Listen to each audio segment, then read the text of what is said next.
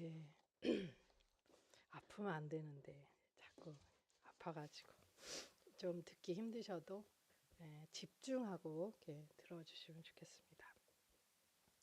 지금은 기쁨의 50일을 지나고 있다고 말씀드렸습니다.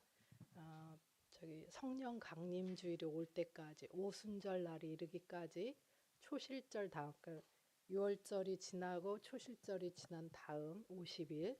그래서 예수님이 부활하시고 나서의 50일을 우리는 기쁨의 50일이라고 지키고 있습니다. 그래서 사순절을 지키면서 금식도 하고 회개하고 이렇게 했던 거 있잖아요. 회개할 때 무릎도 꿇고 그리고 찬양이나 이런 것들을 다 조금 이렇게 자제했었는데 기쁨의 50일에는 그래서 하면 안 되는 것이 있습니다. 사순절 때 했던 금식, 공식적인 금식하지 않습니다. 기쁨의 50일에는. 그리고 무릎 꿇지 않습니다. 무릎 꿇는 것이 회개와 어떤 그 근신과 이런 걸 상징하기 때문에 기쁨의 50일엔 그걸 하지 않습니다. 그리고 할렐루야가 들어가 있는 그것을 많이 부르는 겁니다. 그래서 사순절 때 안 했던 것을 기쁨의 50일 때는 하고 사순절 때 했던 것을 안 하는 그런 겁니다. 여러분 많이 기뻐하시고 찬양 많이 부르시고 할렐루야 많이 외치시고 많이 드시고 그렇게 우리가 정말 복된 부활의 소식으로 살았으면 좋겠습니다. 성경을 안 읽었군요.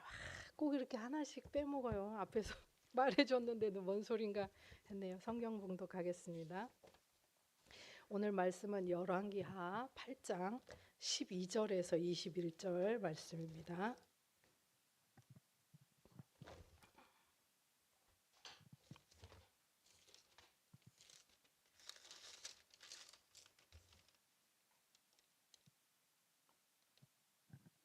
죄송합니다. 열왕기 상인데 열왕기 하로 지금 표기가 됐네요.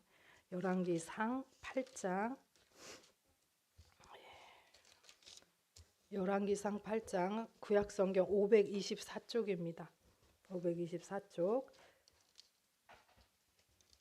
12절부터 21절까지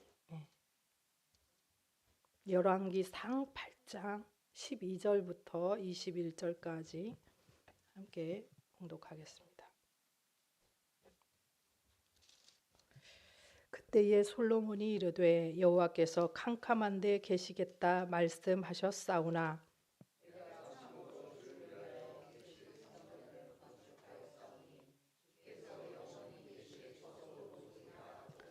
얼굴을 돌이켜 이스라엘의 온 회중을 위하여 축복하니 그때에 이스라엘의 온 회중이 서 있더라.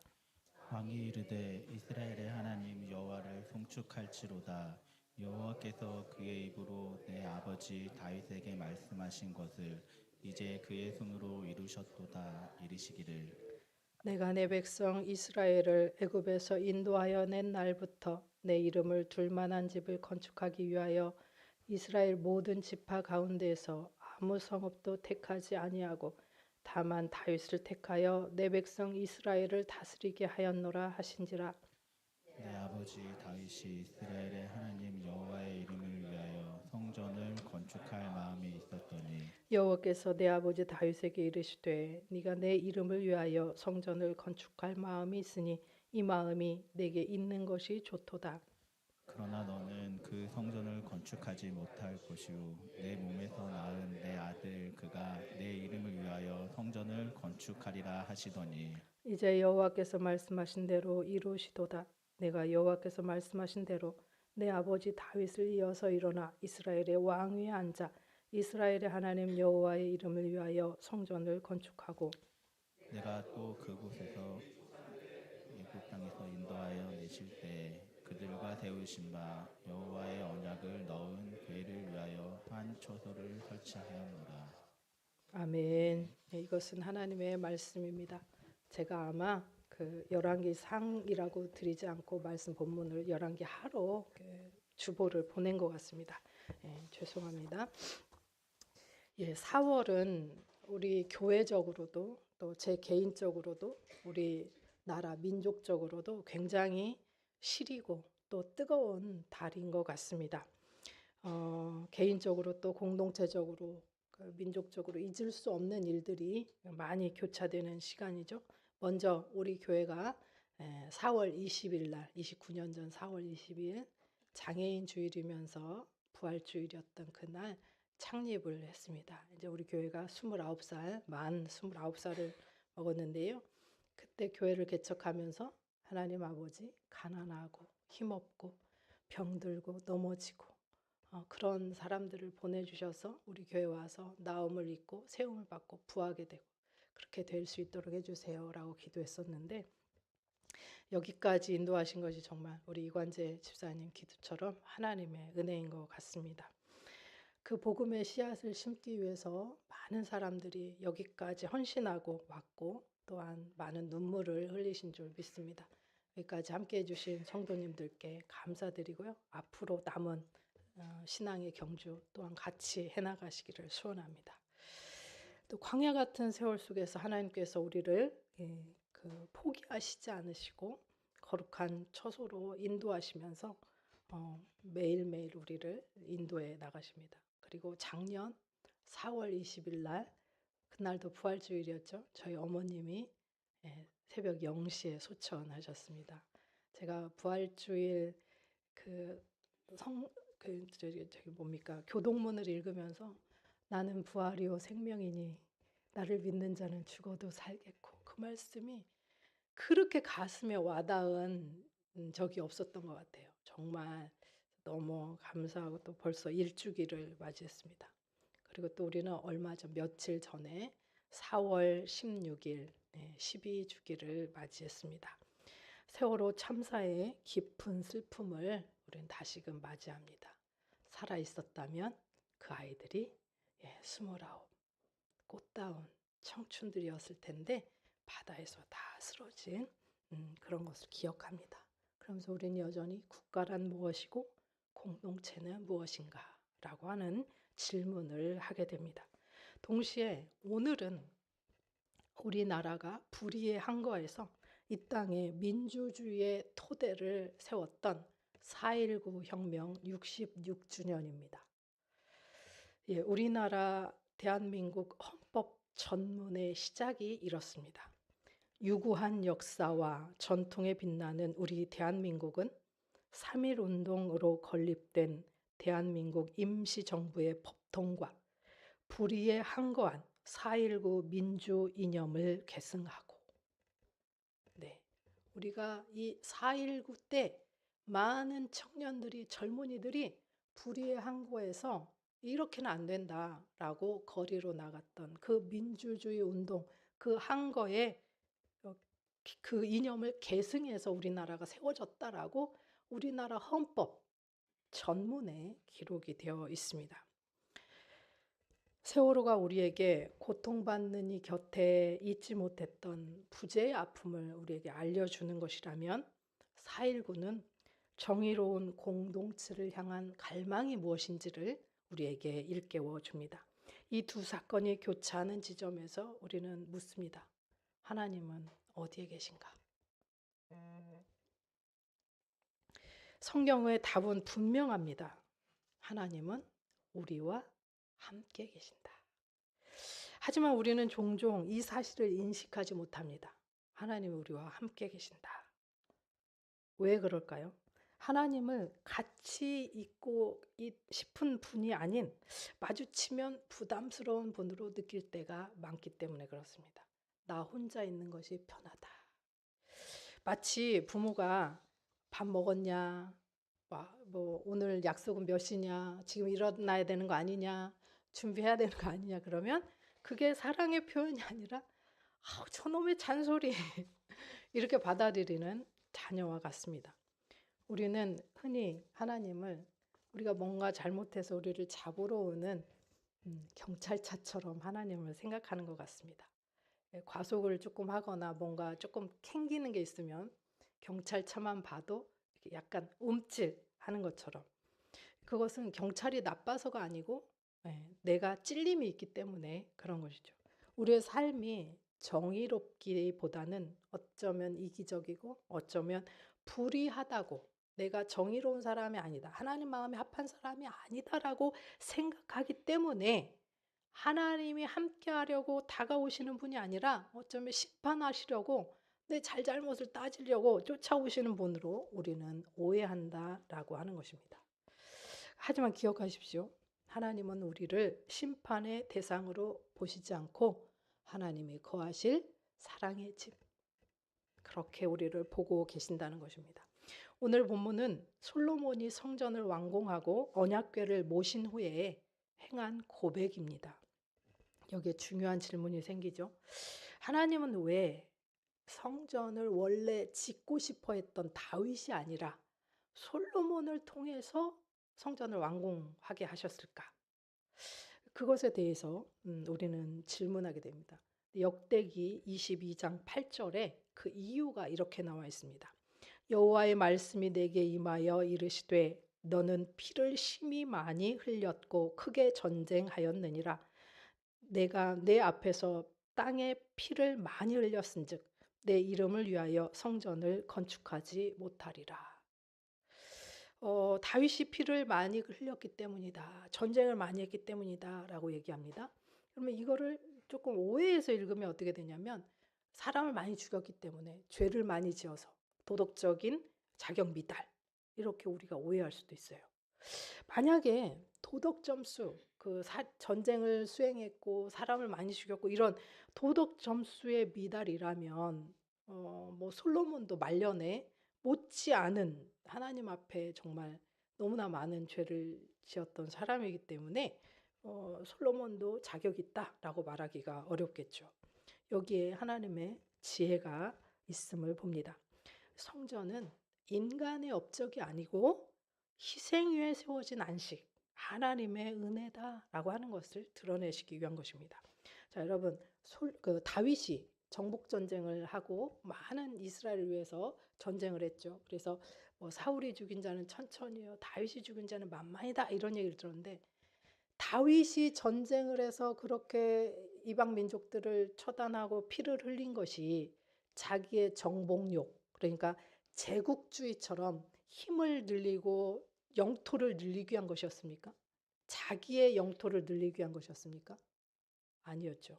다윗이 그것을 수행한 것은 하나님의 뜻에 따라 하나님께서 하라고 하시는 대로 이스라엘을 지키고 이스라엘을 살리기 위한 것이었죠. 풍전등화와 같은 이스라엘이 그 약속의 땅에서 거룩하게 구별되어서 하나님의 구별된 백성으로 살게 하기 위해서 다윗은 전쟁을 한 거예요. 그러니까 사명을 감당하느라고 흘린 피라는 거죠. 그것을 가지고 너는 피를 너무 많이 흘렸으니 성전 못 지어. 이건 도덕적인 것. 넌 자격미달. 이렇게 해석하면 안 된다는 거죠. 하나님은 사랑하는 다윗에게 피 흘려 기초를 닦게 하는 준비의 사명을 맡기셨고 그 헌신의 터 위에 솔로몬을 통해서 완공하는 솔로몬이 성전을 완공하도록 했다는 거예요. 다윗이라고 하는 이름의 뜻은 사랑받는 자라고 하는 뜻이에요. 자, 솔로몬의 이름의 뜻은 뭘까요? 솔로몬은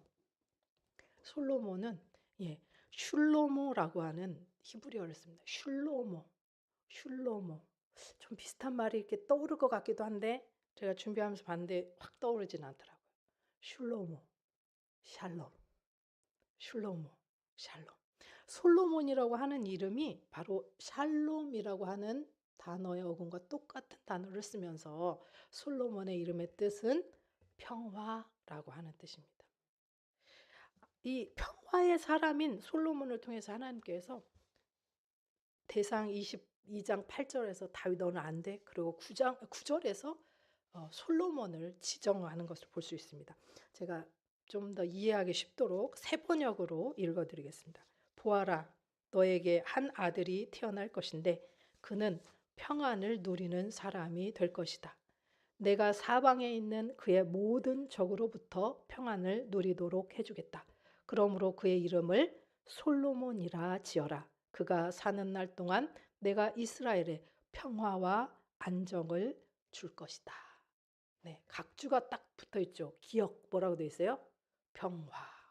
솔로몬의 이름이 평화라고 하는 이름이라는 거예요. 하나님께서 이렇게 솔로몬 개인에게도 평화를 주시겠다라고 말씀하셨고, 그 다음에 그가 사는 날 동안 이스라엘에 평화와 안정을 주겠다라고 말씀하십니다.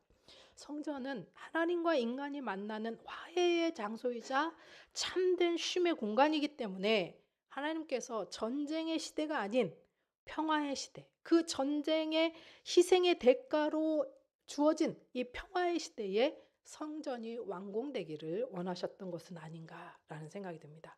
부모가 거친 풍파를 막아내며 땀 흘려서 집을 지었을 때 비로소 자녀가 그 평화의 공간에서 안정되게 살 수 있듯이, 하나님께서는 다윗의 이 거룩한 수고를 부정하다 하신 것이 아니에요. 네가 맡은 역할, 너의 역할은 기초를 놓는 것이다. 그래서 하나님께서는 다윗의 그 기초, 다윗의 준비한 그 기초 위에 그것을 밑거름 삼아서 솔로몬이라고 하는 이름의 열매, 평화를 완성시키시고 평화의 절정인 성전을 만드셨다라고 하는 겁니다. 동시에 이는 인간의 어떤 공로를 배제하기 위한 하나님의 설계라고 봅니다. 만약에 사울은 천천히요, 다윗은 만만이다. 그래갖고 다윗이 하나님께 합한 자로 완전히 이렇게 추앙받는 다윗이 성전까지 완공해 버리면 이것은 전쟁에서 이긴 다윗의 어떤 승전비처럼, 그래서 하나님이 지으신 게 아니라 한 인간이 세운 것처럼 영웅의 업적처럼 될 수 있기 때문에 하나님께서 그렇게 하시지 않았다는 거예요. 준비하는 자, 그다음에 완성하는 자를 구분하심으로써 성전이 영웅이 아니고 하나님의 신실하신 언약, 약속 위에 세우셨음을 분명히 하는 겁니다. 그래서 다윗의 수고, 다윗의 헌신을 넘어 또 솔로몬의 평안을 넘어 이제 하나님의 은혜가 임하고 하나님의 은혜로 이루어진 공간이 된 것이죠. 따라서 다윗이 했던 그 수고와 헌신, 다윗이 흘린 피는 우리를 위해 흘리신 고난받는 종 예수 그리스도를 의미하고, 솔로몬은 우리에게 영원한 평화로 오신 평강의 왕 예수 그리스도를 의미한다고 할 수 있습니다. 다윗의 투쟁이 있기에 솔로몬의 평화가 가능했듯이 예수 그리스도의 십자가의 고난과 희생이 있었기에 우리가 그 십자가 앞에서 하나님의 성전으로 온전하게 지어질 수 있다라고 하는 겁니다. 오늘 13절 말씀을 보면 성전의 존재 이유를 분명하게 선포하고 있습니다. 열왕기상 8장 13절 말씀 함께 읽어보겠습니다. 내가 참으로 주를 위하여 계실 성전을 건축하였사오니 주께서 영원히 계실 처소로소이다 하고, 여기서 처소라고 하는 말은요, 잠시 있을 곳이 아니에요. 잠시 있을 어떤 정거장 같은 곳이 아니라 확고하게 세워진 기초라고 하는 뜻입니다. 그래서 이 솔로몬이 주를 위해서 영원히 거하실 처소다라고 했을 때는 하나님께서 영원히 이곳에 계실 것이다 라고 하는 거예요. 그런데 솔로몬이 하나님이 이곳에 영원히 계실 것이다 라고 말했을 때 이 성전과 축복을 별개로 보지 않고 이 선포를 하게 됩니다. 요즘식으로 말하면요, 하나님의 성전에 하나님이 영원히 계시는 게 뭐냐면 마치 와이파이가 잘 터지는 집, 우리 어디를 가든지 와이파이 비번이 뭐야?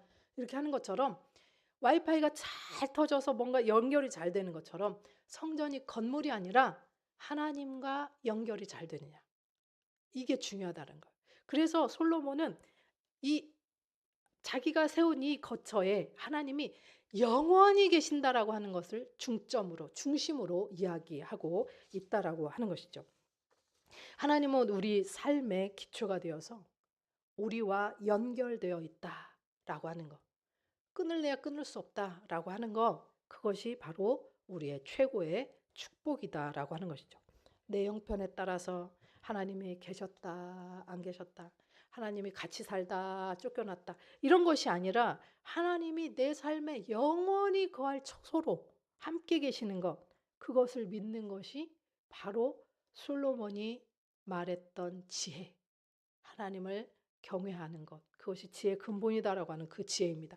하나님은 이스라엘 백성이 하나님을 버리고 왕을 달라라고 말씀하셨을 때조차도 성전을 건축하심으로써 나는 결코 너희를 떠나지 않겠다.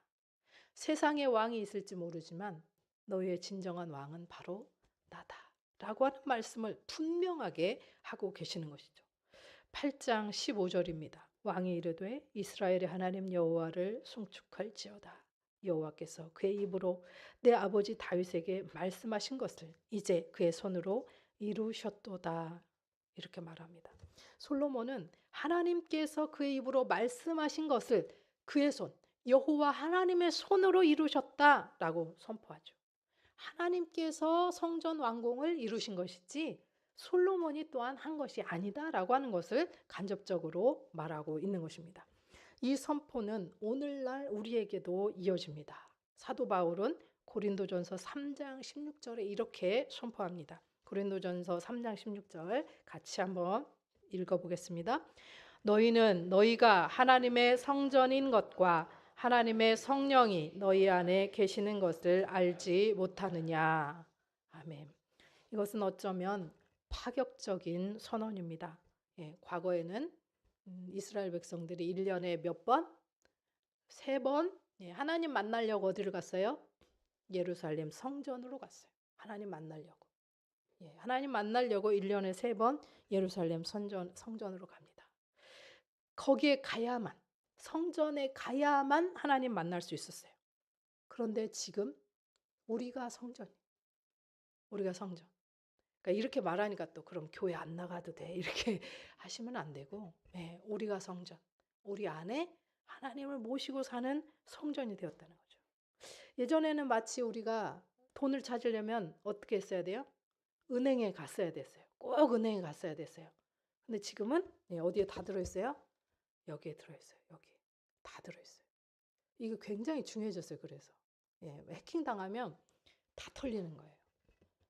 너무너무 중요해졌죠. 은행에 가야만 하나님 그 돈을 송금하고 돈을 찾을 수 있었는데 이제 그렇지 않아도 되는 것처럼 우리가 교회에 반드시 가야만 하나님을 만나는 게 아니라 어디서든 어떤 상황에서든 우리는 하나님을 만날 수 있다는 거예요. 우리는 하나님을 만날 수 있어요. 스마트폰이 은행을 연결해주고 뭐 앱을 연결해주고 하는 것처럼 하나님과 우리를 연결해주는 게 어디에 있냐? 이 속에 있다는 거예요. 이 속에. 하나님 이 속에 계시다라고 하는 거예요.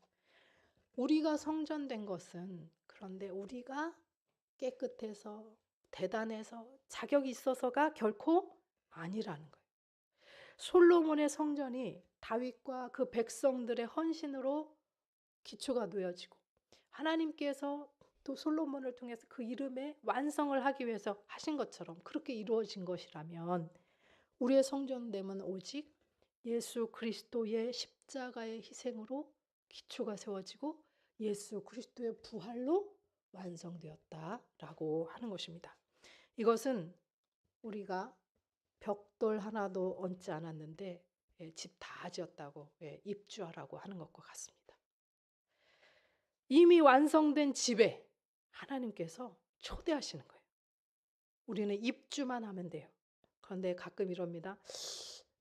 내가 지금 더 잘해야 저 집에 들어갈 수 있지 않을까? 나는 성전으로 자격이 없어. 라고 하면서 그 문에 들어가지 않으려고 그래요.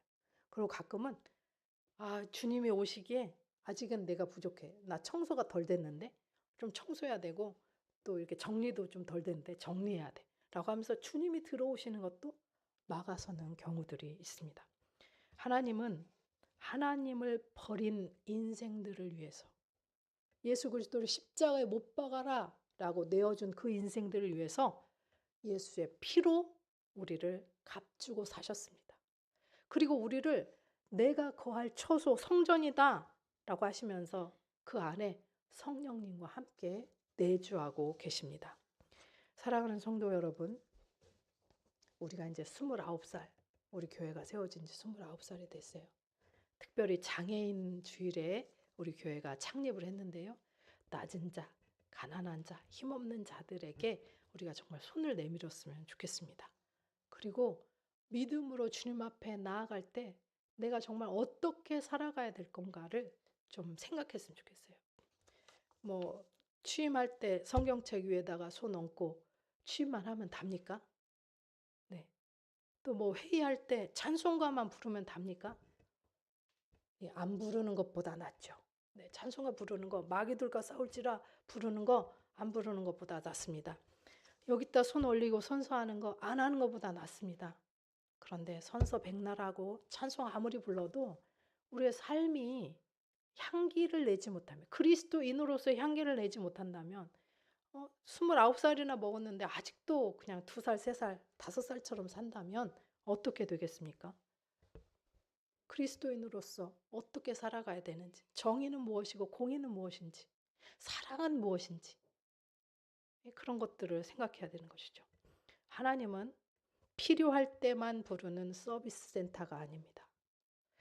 하나님은 우리가 잘못할 때마다 웽웽 사이렌을 울리면서 우리를 잡으려고 달려오는 경찰차는 더욱더 아닙니다. 하나님은 다윗의 눈물과 솔로몬의 평강을 지나 예수 그리스도의 피로 우리 자신을 당신이 거할 사랑의 집 성전으로 삼으셨습니다. 인생의 고난이 닥칠 때 혹은 나의 연약함으로 괴로울 때 여러분 오늘 말씀을 기억하십시오. 하나님은 결코 우리를 떠나지 않습니다. 어떠한 일이 있어도 결코 우리를 떠나시지 않습니다.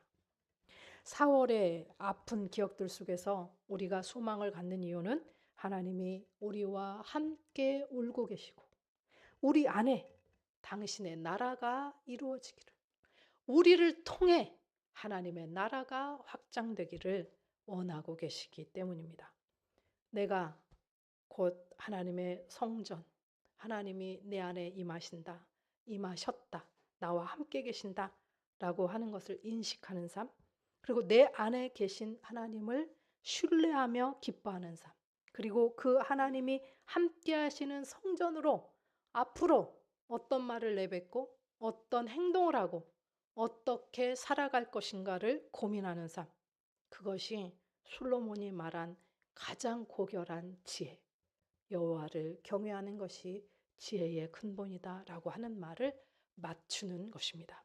이번 한 주간 하나님이 이미 내 안에 계심을 믿고 그 안에서 참된 안식을 누리면서 복된 성전으로 다른 사람에게 하나님이 너를 사랑하신다, 그리고 하나님이 너와 영원히 함께 계신다라고 하는 말을 전하는 저와 여러분 되시기를 주님의 이름으로 축복합니다. 기도하겠습니다. 거룩하신 하나님 아버지, 자격 없는 우리를 예수 그리스도의 보혈로 씻기시어 거룩한 성전 삼아 주시니 감사합니다. 우리가 세상의 풍파에 흔들릴 때도 우리 안에 영원한 기초를 세우시고 함께 거하시는, 결코 떠나지 않겠다 말씀하시는 주님을 믿고 신뢰합니다. 4월의 아픔을 겪는 이 땅에 주님 위로를 더하시고 우리가 움직이는 성전으로 다윗과 같이 또 솔로몬과 같이 하나님 안에서 평화와 정의를 흘러보내며 아버지와 함께 동행하게 하옵소서. 하나님, 우리가 창립 29주년을 맞았습니다. 우리 나이와 같이 되지 않게 하시고 정말 성숙한 어른으로 하나님과 함께 하나님의 빛을, 하나님의 향기를, 복음을 전하는 우리가 되게 하옵소서. 우리와 영원히 함께 하시는 예수 그리스도의 이름으로 기도합니다. 아멘. 행사하셨으면 좋겠습니다. 예, 모두 자리에서 일어서시겠습니다.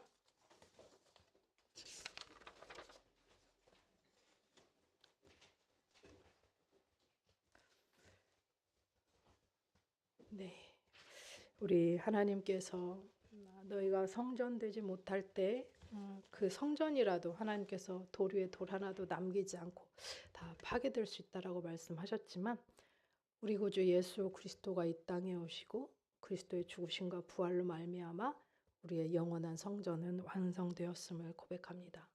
우리는 자격이 없지만 예수 그리스도가 자격이 있습니다. 우리는 할 수 없지만 예수 그리스도가 하십니다.